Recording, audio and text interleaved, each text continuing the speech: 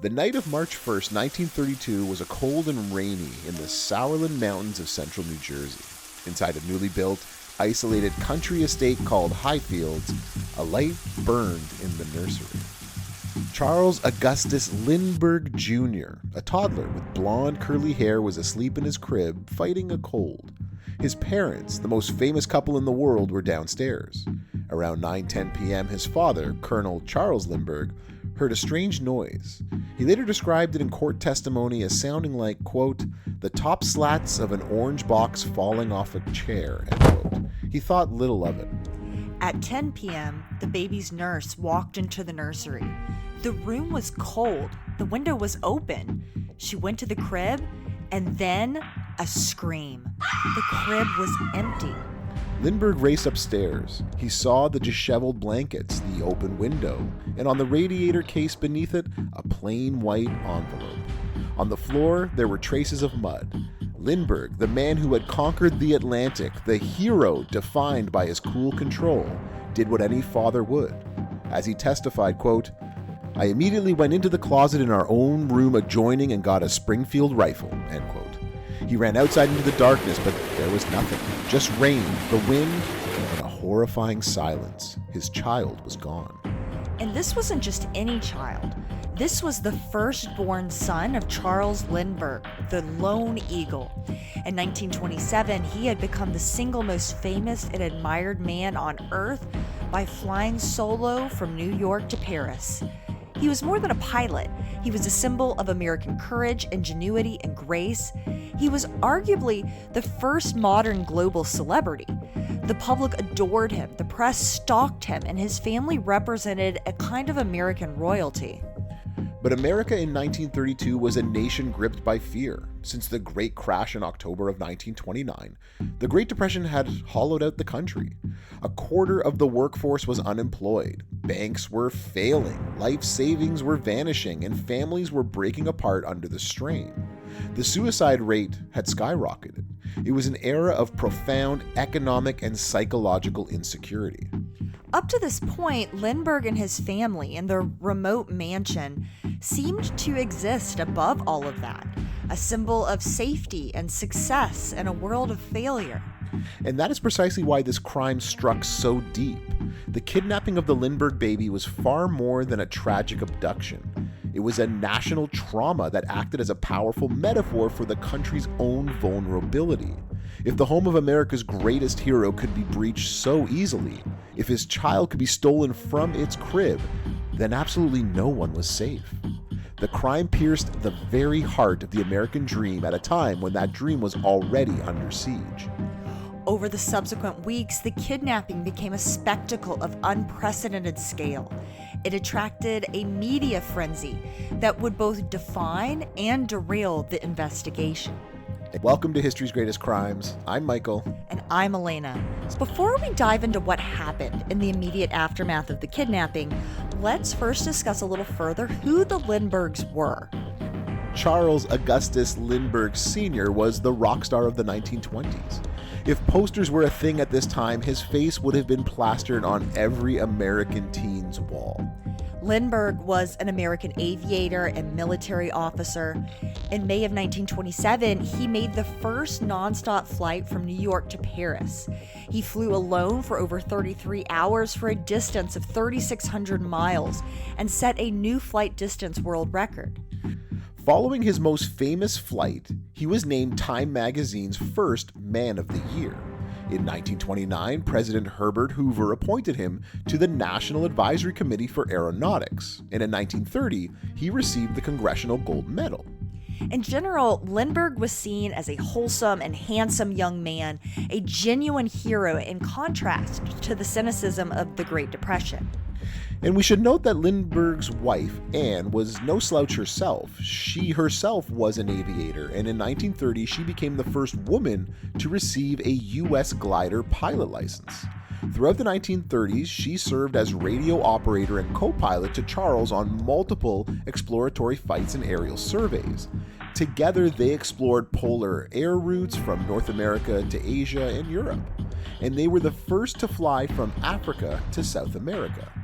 And pairing well with Lindbergh's handsome looks and had a classic, refined look characterized by a slim build, soft facial features, and an elegant demeanor. After their marriage in May of 1929, Charles and Anne Lindbergh were frequently and intensely photographed. And the public obsession with the power couple grew even more when their first child, Charles Jr., was born on Anne's 24th birthday in June of 1930. Over the next 20 months, as little Charles grew from a baby to a toddler, the public became fascinated with the little boy who the press nicknamed Little Lindy. And for the most part, the Lindberghs liked the press. Newsreel companies even persuaded Charles Lindbergh to share home movie footage of his child. In the immediate aftermath of the kidnapping on the night of March 1st, the Lindbergh estate was chaos. Police arrived, but so did hundreds of reporters, photographers, and morbidly curious sightseers. They swarmed the property, trampling the muddy ground outside the nursery window, likely destroying footprints and other crucial clues before they could even be properly examined. Investigators found a crudely built 3-section wooden ladder abandoned nearby. One of its rails was split, suggesting it had been broken as the kidnapper made his descent. But the most vital piece of evidence was the envelope left on the windowsill. And this note immediately established the strange, almost alien nature of the person or people that they were dealing with. It was written in a scrawled, semi-literate hand with bizarre grammatical constructions and many misspellings. It began, quote, "Dear Sir, have $50,000 ready, $25,000 in $20 bills, $15,000 in $10 bills, and $10,000 in $5 bills. After 4 days, we will inform you where to deliver the money. We warn you for making any ding public or for notify the police the child is in gut care. Indication for all letters are sign, nature, and 3 holes," end quote. The use of the word gut care, the use of the word signature, the writer was clearly not a native English speaker, likely German, and the note ended with a strange, unique symbol. 2 interlocking blue circles, a solid red circle in the middle with 3 holes punched through the paper. This symbol would become the kidnapper's calling card, the proof of authenticity in all future communications. Lindbergh, desperate and deeply distrustful of the authorities, took personal control of the investigation. He sidelined the New Jersey State Police, led by Colonel H. Norman Schwarzkopf. You history buffs out there might be familiar with that name. This Norman Schwarzkopf was the father of the general from the Gulf War. But Lindbergh wanted to be in charge of it all, not the police. He relied on his own private team and made a public plea, promising the kidnappers anonymity if they would just return his son. This led to a flood of hoaxes and false leads, but it also brought a strange new character into the drama. This was Dr. John F. Condon. Dr. Condon was a 72-year-old retired school principal from the Bronx, a mix of local eccentric and publicity seeker. He published a letter in the Bronx Home News offering his services as an intermediary and adding $1,000 of his own money to the ransom. To everyone's astonishment, the kidnappers responded. A new note arrived accepting Condon as the go-between. Lindbergh, against the advice of many, agreed, and Condon adopted the code name Jafsie, derived from his initials JFC. Through Jafsie, a series of bizarre communications and meetings were arranged. The kidnapper, who called himself John, instructed Condon to meet him in Woodland Cemetery in the Bronx. Condon went, and in the darkness, he spoke with a man who stayed in the shadows, a man with a thick German accent.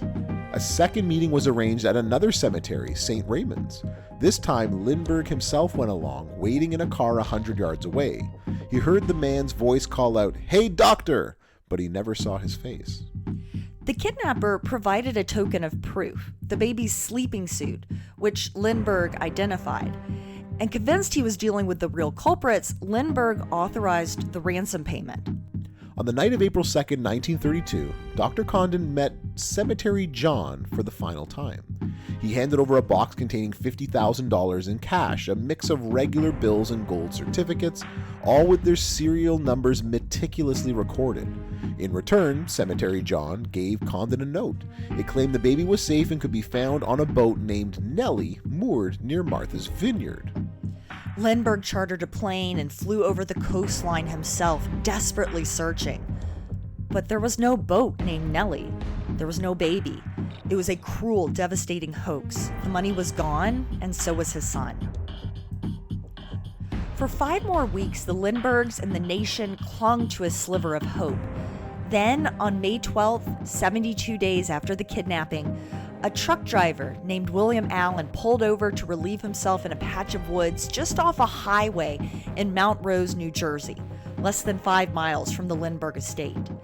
There, in a shallow makeshift grave, he saw something horrifying.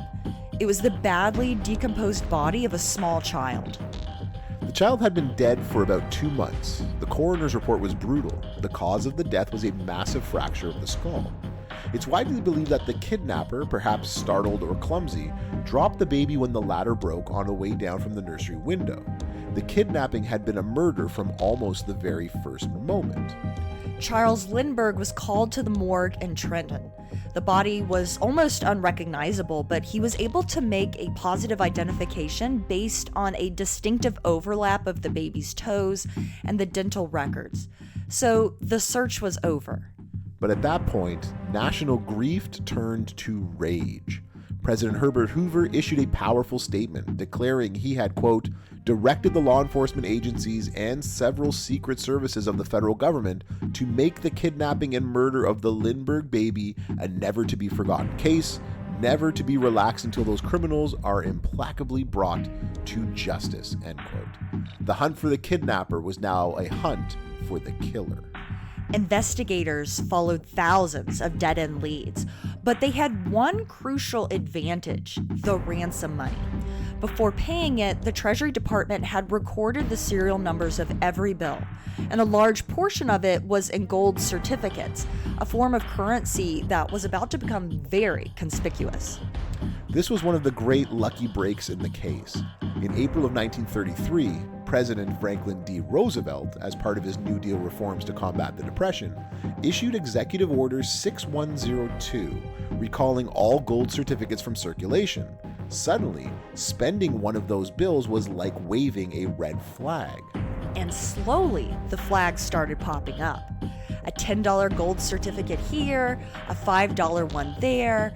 Federal investigators meticulously tracked each one, noticing they were often spent at shops along the Lexington Avenue subway line in New York, which ran through the predominantly German-American neighborhood of Yorkville. The net was tightening.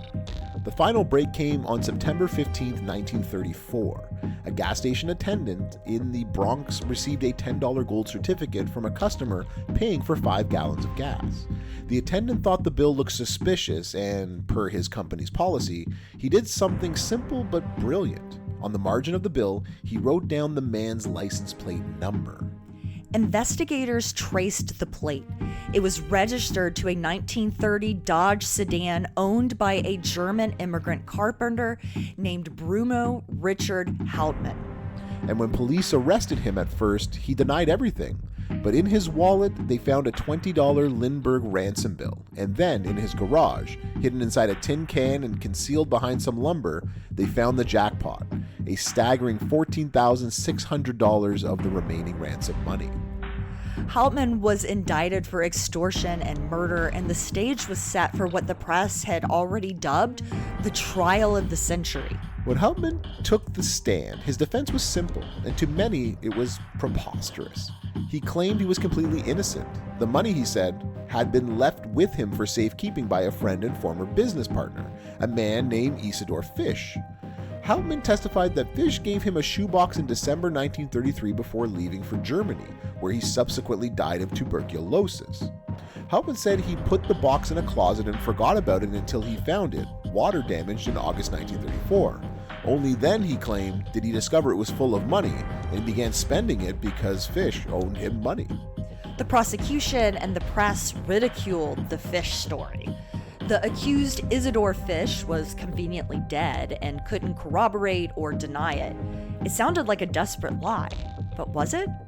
That's the question that has haunted this case for over 90 years. Despite that mountain of evidence, there are profound and troubling questions about the verdict. The entire case was circumstantial. No witness ever placed Hauptmann at the Lindbergh home on the night of the crime, and no fingerprints of his were ever found on the ladder, the ransom notes, or anywhere in the nursery. Several key witnesses for the prosecution had serious credibility issues. For one, Dr. Condon, Jafsie as we know him, had failed to identify Hauptmann in an initial police lineup, only later becoming certain he was Cemetery John. Charles Lindbergh himself testified that the voice he heard shouting in the cemetery belonged to Hauptmann, a seemingly impossible identification from 100 yards away on a windy night. There was also serious allegations of police misconduct. Witnesses claimed they were pressured to identify Hauptmann. Evidence may have been tampered with. One of the most suspicious pieces of evidence was Dr. Condon's phone number and address, found scrawled on a closet door frame inside Hauptmann's home. Hauptmann claimed he never wrote it, and years later, a reporter for the New York Daily News allegedly admitted to a lawyer that he had written the number himself to spice up the story. It seemed the trial was a perfect product of its time. I think that's exactly right. It showcased the exciting new power of forensic science, but it was a science that lacked the rigorous standards we demand today. It exposed the profound dangers of a justice system completely overwhelmed by public pressure and media spectacle, the kind of frenzy that would result in an immediate mistrial today. The verdict may have been less about proving guilt beyond a reasonable doubt and more about fulfilling a national need for vengeance and closure in a time of deep uncertainty. On February 13, 1935, after 11 hours of deliberation, the jury delivered its verdict. Bruno Richard Hauptmann was guilty of murder in the first degree. The sentence was death. Hauptmann continued to profess his innocence through a series of failed appeals. He was offered a deal, life in prison if he confessed, but he refused. On April 3, 1936, he was executed in the electric chair at the New Jersey State Prison. He went to his death proclaiming his innocence. The crime of the century wasn't just about one family's unimaginable loss. It was about a nation confronting the terrifying reality that not even its greatest heroes were safe from the darkness. Thank you for listening to History's Greatest Crimes. I'm Elena. And I'm Michael. Until next time. Stay curious.